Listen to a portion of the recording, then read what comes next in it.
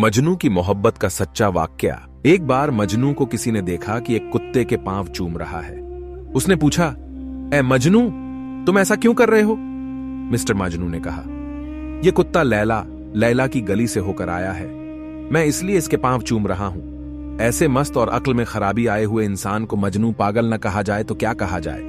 किसी फारसी शायर ने यही बात शेर में कही है, मैं लैला के घर की दीवारों का तवाफ करता हूं। कभी ये दीवार चूमता हूं, कभी वो दीवार चूमता हूं। और दरअसल इन घरों की मोहब्बत मेरे दिल पर नहीं छा गई, बल्कि उसकी मोहब्बत जो इन घरों में रहने वाली है।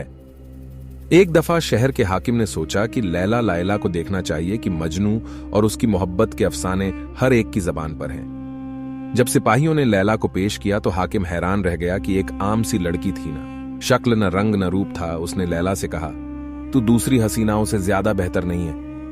लैला कहने लगी, खामोश रह, क्योंकि तू मजनू नहीं है। एक बादशाह ने लैला के बारे में सुना कि मजनू उसकी मोहब्बत में दीवाना बन चुका है।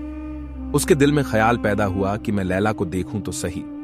जब उसने देखा तो उसका रंग काला था और शक्त भद्दी थी। वो इतनी काली थी कि उसके मां बाप ने लैल, रात जैसी, काली होने की वजह से उसको लैला काली का नाम दिया। लैला के बारे में बादशाह का ख्याल था कि वो बड़ी नाजनीन और परी जैसे चेहरे की होगी। मगर जब उसने लैला को देखा तो उससे कहा, तू दूसरी औरतों से ज्यादा खूबसूरत नहीं है। जब बादशाह ने यह कहा तो लैला ने जवाब में कहा, खामोश हो जा, तेरे पास मिस्टर मजनू की नजर नहीं।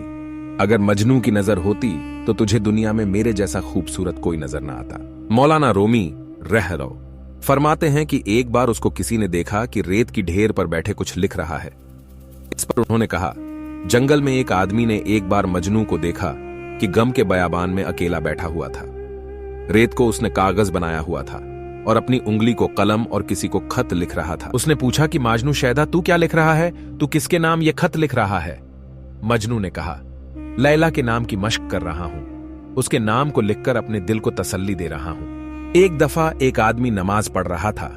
मिस्टर मजनू लैला की मोहब्बत में गर्क था। वह इसी मदहोशी में उस नमाजी के सामने से गुजर गया।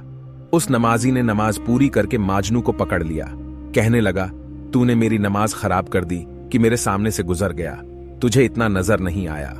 उसने कहा कि खुदा के बंदे, मैं मखलूक की मोहब्बत में गिरफ्तार हूं, मगर वो मोहब्बत इतनी हावी हुई कि मुझे पता न चला कि मैं किसी के सामने से गुजर रहा हूं। और तू खालिक की मोहब्बत में गिरफ्तार है कि नमाज पढ़ रहा था, तुझे अपने सामने से जाने वालों का पता चल रहा था।